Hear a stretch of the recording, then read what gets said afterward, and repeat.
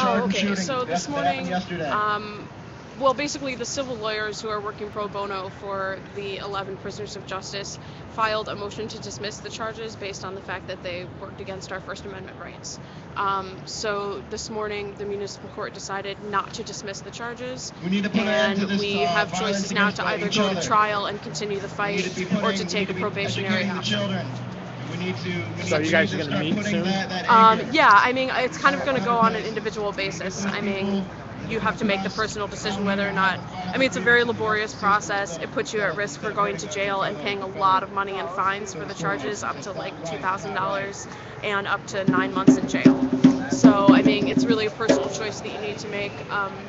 I just had my trial this morning, so I'm still considering my options, but I think we've come this far, and the process is laborious because they make it laborious on purpose. So you're left to this position where you're like, all right, well, this is just way too much work, and I don't want to pay a bunch of money, so I'll just take the probation or whatever. And then you stop the fight, and you stop the push. So I think trial is really the bolder way to go, but it is a difficult choice to make. But that's part of the suppression, right? Yeah, exactly. That's how it works. And it's effective, to be honest, you know. Like, that's how they take their power that they know that they have over you, and the fact that you don't have the money to pay the fines if you were to get them.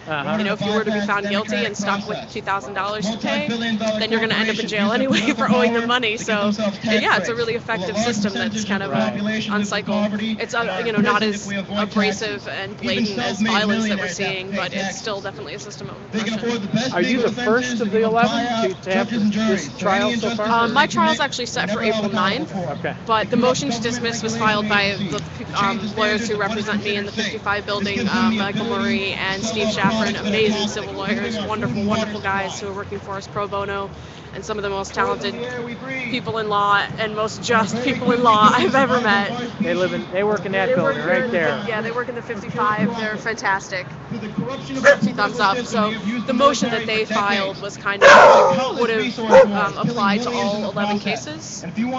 So then the decision was made this morning to not dismiss the charges, which applies to all 11 cases. Thank you, Aaron. And so we have choices either to go into trial. We demand a trial by jury rather than just judge.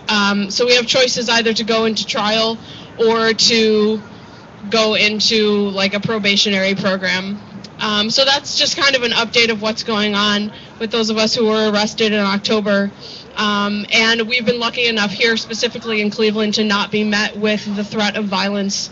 But throughout the world and country, upon this movement, there's a threat of something. There's a threat of imprisonment. There's a threat of violence. There's a threat of something that keeps you from standing up and saying what needs to be said. And with these types of movements, I think what's most important is that we meet a threat with peace. So, thanks.